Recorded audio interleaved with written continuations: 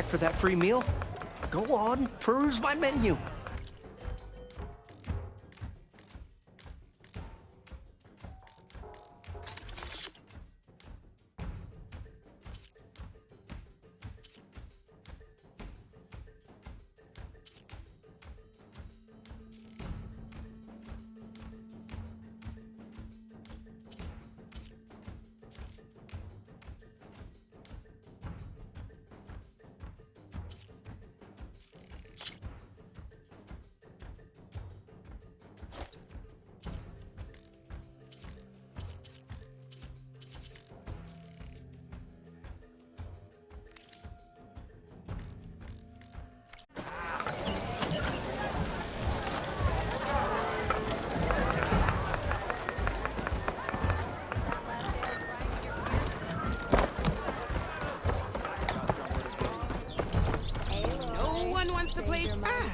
Come to revel in some strike, sister? Let me set the board. I was just passing by. First timer, huh? Don't worry about it. I'll go easy on you. No. Well, aren't you in luck then? I got an extra set, a Tanakh original straight out of the Forbidden West. Sit. I'll run you through it in a hot spark. I'll give you something special if you win it on my boards, too.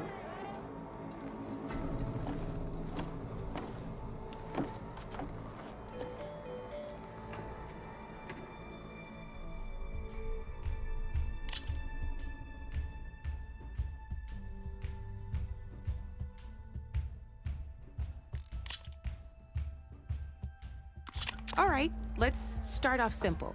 The Tanakh like to say that Machine Strike is a game of pure strategy. We each get a set of pieces. Each piece represents a kind of machine, and each machine is worth a different number of victory points. And to win the game, you'll need to gain 7 victory points by destroying the opponent's machines. It can be tricky remembering the details of every machine, so we use these notes to keep track of them. You see that number on the top right corner? That there is how many victory points you'll get for destroying that machine. Notes also tell you how far a piece can move, how powerful their attacks are, the distance they can strike from, and of course, their health. Okay, that's enough for now. Let's just play. I'll explain the rest as we go. I own the board, so I get to choose who goes first. Since this is your first time, I'll let you go. Usually you get to choose which pieces to set on the board, but this will do for now. Pick up that machine piece to your right, and move it forward. And remember, each machine can only move a certain distance. Take a look at your notes if you need a...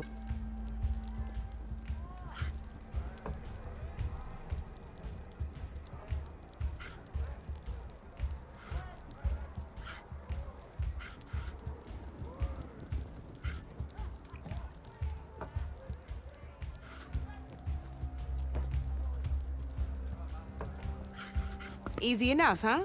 Now, you get to move 2 machines each round, so go ahead and pick a second machine.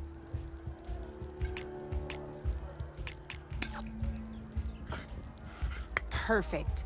There's not much else to do for now, so just end your turn. We're forging onwards.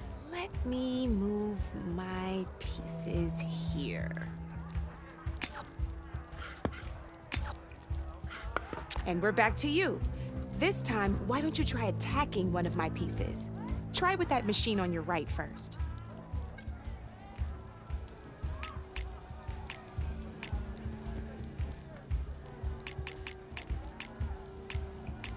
Now move the piece close enough to attack one of my machines. When performed, you'll be testing a machine's combat power and its own attack power. This board only has grassland terrain, and your current machine has 2 points of attack power. So in total, since my machine isn't the one attacking, it has 0 points of attack power. And just like your machine, it's not affected by grassland terrain. So right, this means your machine can do 2 points of damage to my machine. Did you get all that?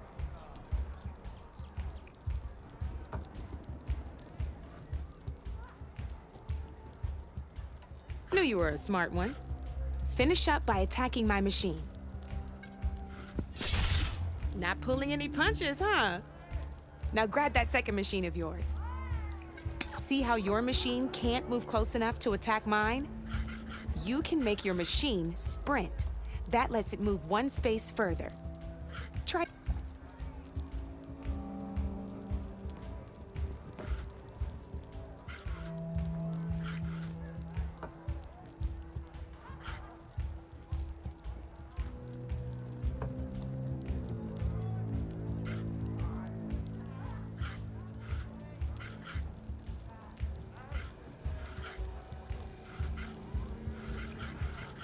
Downside to sprinting is that your machine can no longer attack.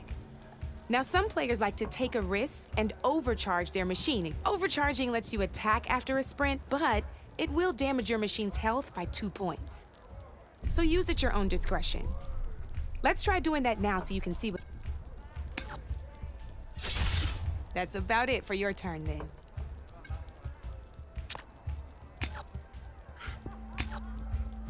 Now, I'll let you in on a neat trick. That machine of yours, the one closest to me, grab a hold of it.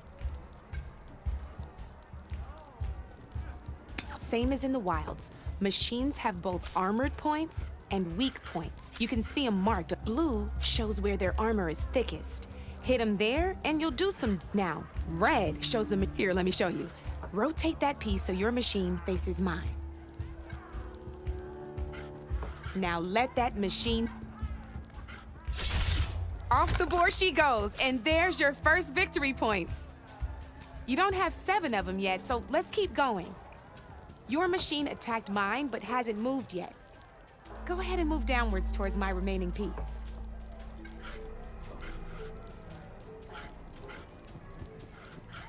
You've already attacked a machine and moved your piece.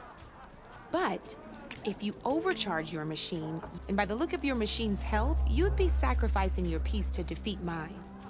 But sometimes that can be a good thing. Overcharge your machine to attack mine a second time, and I'll show you. Ain't that a thrill? Now, because your machine was knocked out at the same time as mine, we both get the victory points our machines are worth. Good news is, since you're the one attacking, you're gonna receive your victory points before I do. Which means you can reach the coveted 7 victory points first. That's why sometimes losing a piece can be the best way to end a game in your favor. Now, you'll notice you didn't get quite up to 7 victory points this time, but you did destroy all my pieces. That means you're the winner! That wasn't so hard, was it? Just remember to always check for the best terrain to attack from. You'd be surprised the advantage you can gain over an opponent like that. I know it saved my behind in a game or two. I'll try and remember that. Oh, before I forget, these are all my spare pieces. I want the Savior of Meridian to have them. It's a small set to be sure, but it should be enough to get you in on any strike games you find out there. You might even fancy looking out for them strike carvers. They've got all kinds of unique pieces that can turn a game in your favor, though they'll need the right materials to craft you one. Or you might find them in the wilds if you're lucky. I know I've lost my fair share of pieces after a night of machine hunting or brew hopping. No need to thank me. Always a pleasure to help out new strike players. Now, if you feel like playing a real game, I've got plenty of other boards. I could even teach you a few more tricks if you're up for it. Thanks. I'll think about it.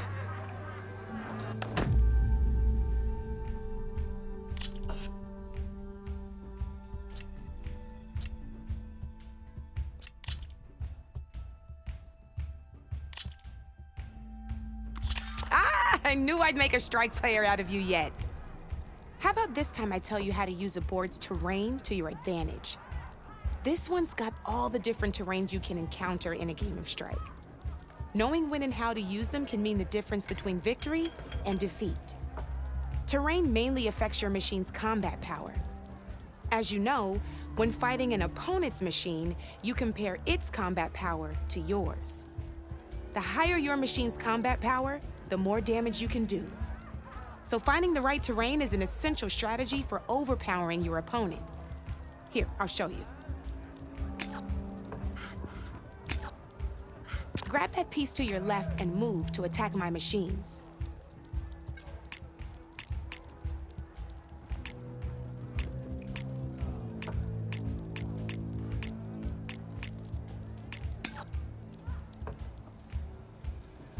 Now the combat power is the sum of a machine's attack power and the value of the terrain it's standing on. Since your machine is attacking, it's using its 2 points of attack power. It's also standing on forest terrain with a value of 1 point. Add those together and your machine has 3 points of combat power. My machine is standing on grassland terrain with a value of 0 points. It's also not attacking, which means their attack points aren't in play. So my combat power is 0. This means your machine can do 3 points of damage. Go ahead and test it out. There you go. Now, choosing the right terrain doesn't just improve your offense. It can also help defend your machines from attack. Grab your other piece and place it in front of my second machine. Since it's standing on grassland terrain, this means your machine's combat power adds up to 2 points. My machine can't use their attack power since they're defending their position. But they have the higher ground. They're standing on forest terrain, which is worth 1 point. This means my combat power adds up to 1 point. Now, the front of my machine is colored blue. This means that the spot you're about to attack has armor protecting it, which means my machine gets an extra point, giving it a total of 2 combat power points. If we compare the combat power of both machines, you'll see that you won't be able to do any damage. Whenever you're unable to top an opponent's combat power, you can still choose to attack and break their machine's defenses instead. Go ahead, try it out and see what happens. Ha, see? When you break a machine's defenses, you can knock it backwards. Sure, both our machines will receive 1 point of damage, but knocking my machine off that terrain makes it more vulnerable to attacks. Not only that, if my machine had been blocked from moving backwards, it would have received an extra point of damage. And if my machine had been blocked by another one of my pieces, that machine would have received damage as well. That's why breaking a machine's defenses is a great way to deal damage to several pieces at once. Useful, right? Okay, now go ahead and end your turn. There's still one more thing I want to show. All right, as we've seen, the higher the terrain, the more it'll add to your machine's combat power. However, there are 2 other terrains that work a little differently. This is what we call a chasm. Only flying machines can be placed on those. But it'll take away 2 combat points if you do, so be wary. This is marsh terrain. Landing on it will take away 1 combat power point from most machines. It'll also keep your machine from moving for the rest of the turn. Here, let me show you. Grab that machine on your left. See? All you can do now is wait for your next turn to move again. Or you can overcharge your machine to get out of there. You can still attack any nearby enemies so you're not completely helpless. Well, I think that's enough yammering from me for now. Promise it'll all come in handy next time you play.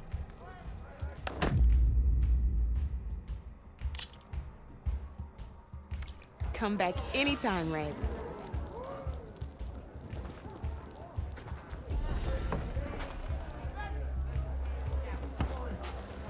Come for that beer after all, eh?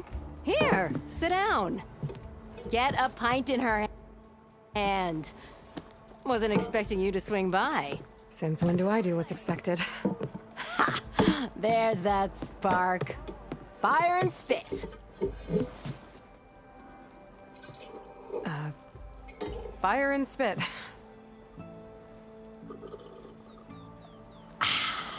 That's a blast from the bellows. Won't fix the forge, but at least I can forget about my troubles for a while. Like what? Take your pick. We got bodies to bury from the bristlebacks, the work stoppage, Olvin grating the gears about his concession decree. Hey! Weapons off the table! Ah, don't listen to me. Nothing a cold brew and knocking some heads together can't fix eventually.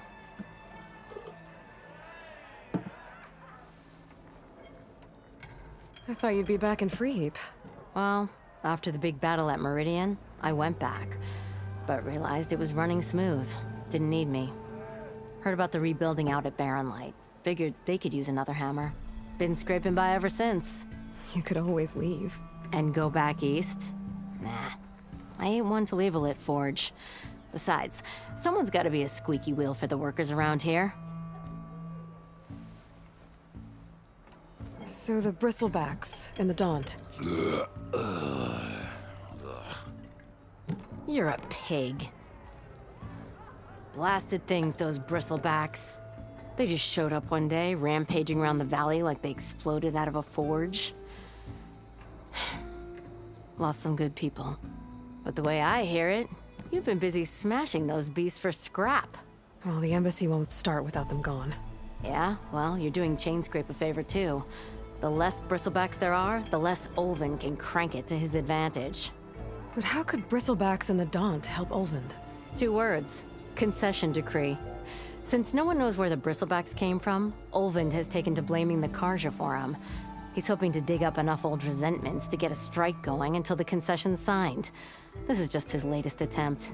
He's been trying to rile up the workers since the day he rolled into town. About that, I think the bristlebacks came out of Ulvund's old mine.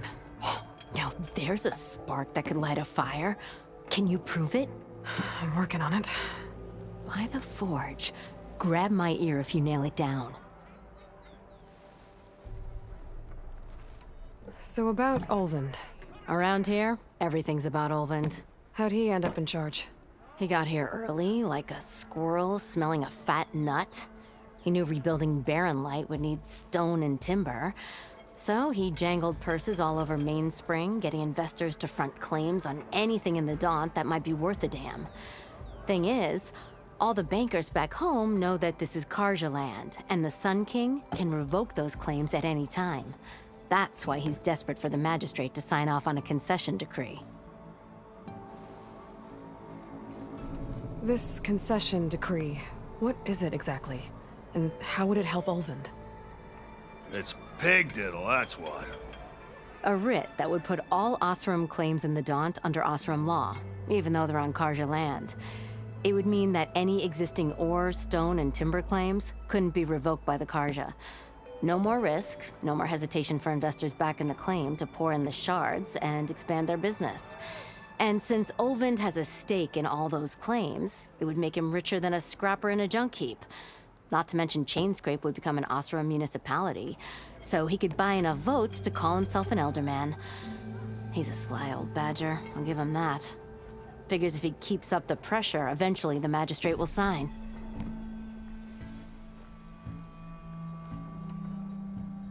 So the bristlebacks in the Daunt. You're a pig. Last, they just showed up one day, lost some good people. But the way, Well, yeah, the less 2 words. Olvund, he's hoping to, until this is just, he's been trying. About the... Now, I'm working. why the Well, I have to be going. Thanks for the drink, Petra. I'm glad I stopped by. Anytime, Flamehair.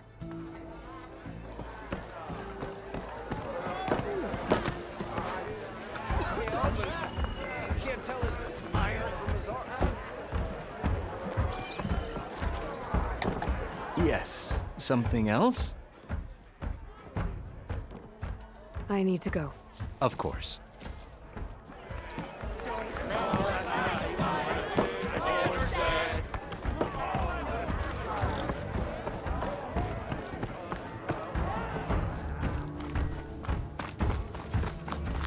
You know what we need?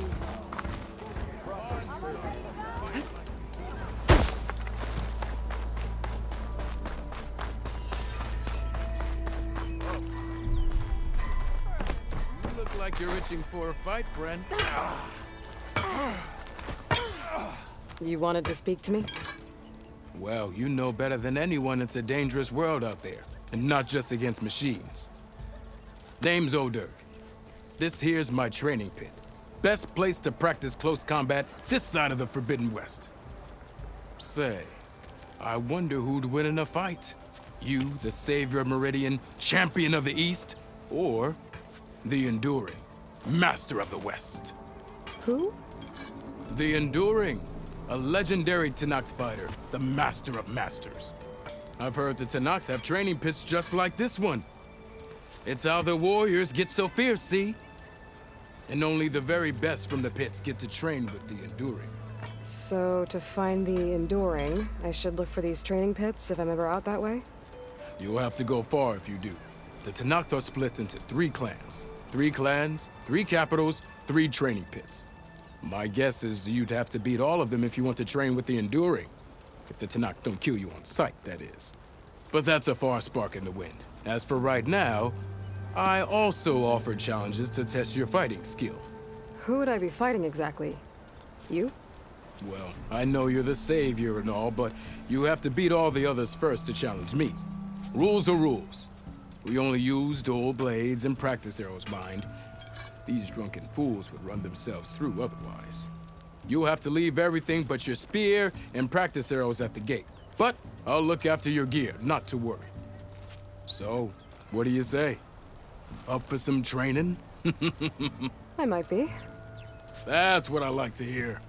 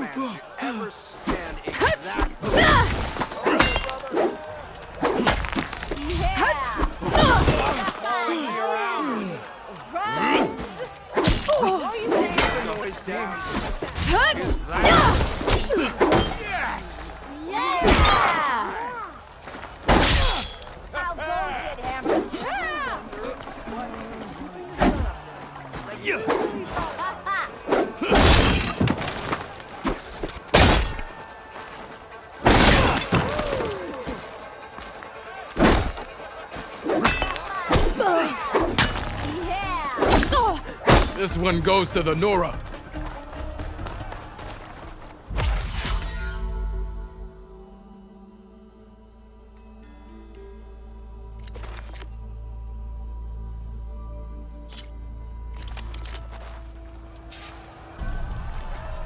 Not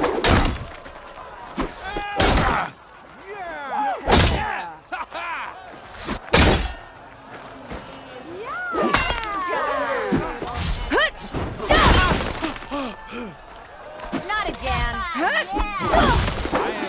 Everyone wants to hear my joke. I bet you've got good stories to tell.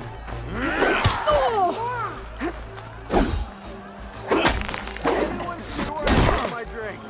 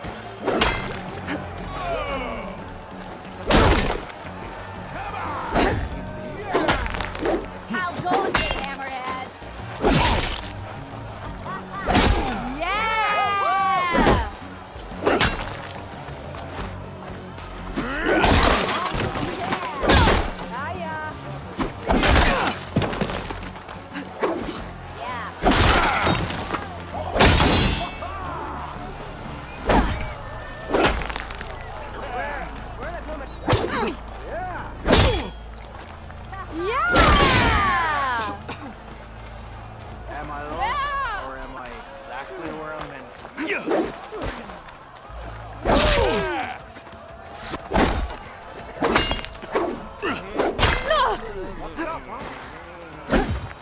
This one goes to the Nora.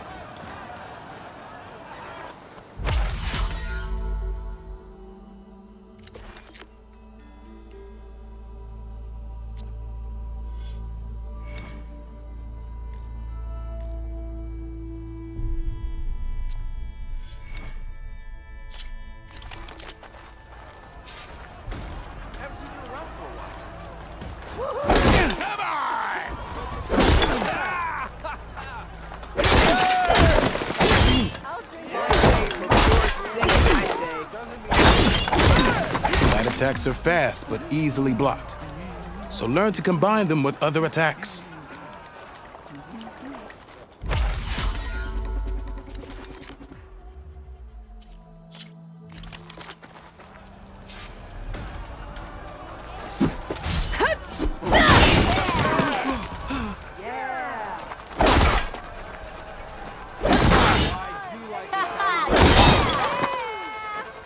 Attacks break weapon blocks and do more damage. But they're slow, so your opponents might counterattack.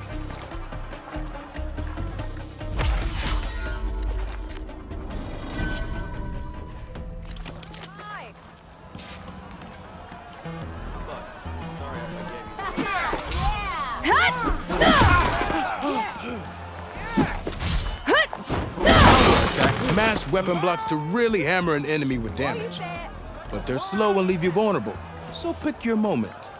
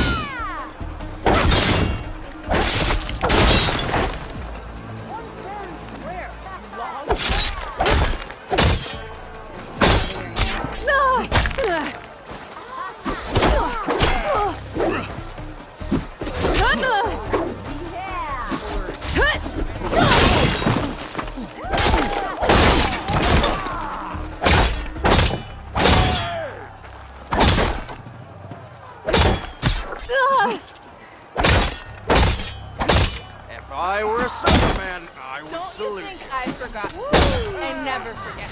Ignoring me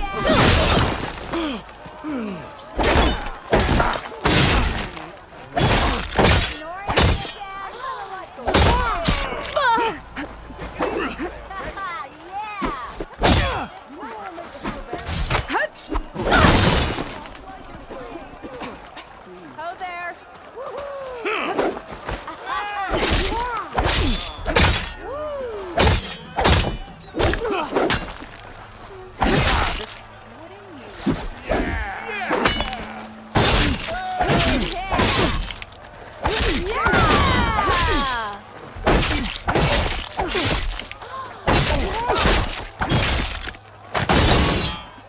Yeah, got work to do.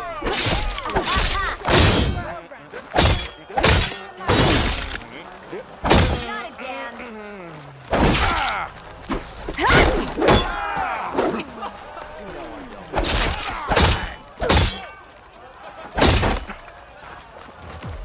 Yeah, you.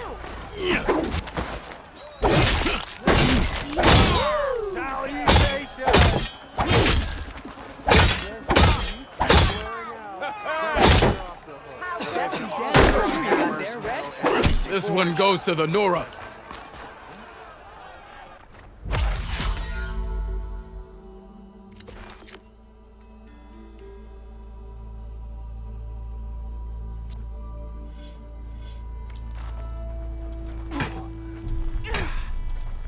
What strikes your fancy?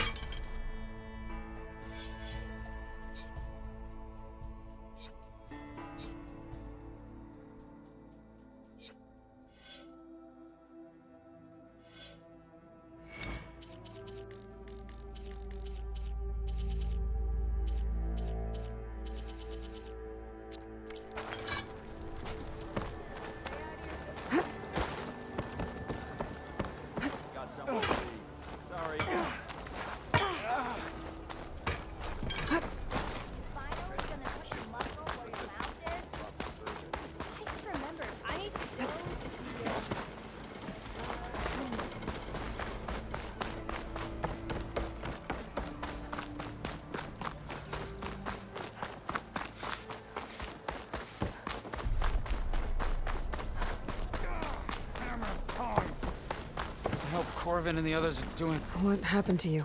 That damn mine is what happened to me.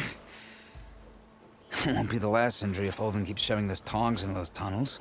Ulvin's got another mine? Northeast of Chainscrape, where the river ends. I told Corvin we should stop when the first cave-in happened, but Olvin probably threatened to cut off our pay. Or worse. How about you slow down and take me through it? You mentioned you were injured in a cave-in. Yeah, a couple days ago. That's how I hurt this blasted leg. Corvin and the others were opening a new vein while I was checking on an older one. As soon as their blast hit, the tunnel I was in collapsed.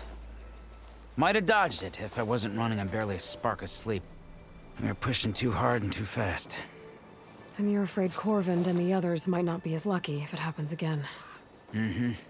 Hit the nail right on the head.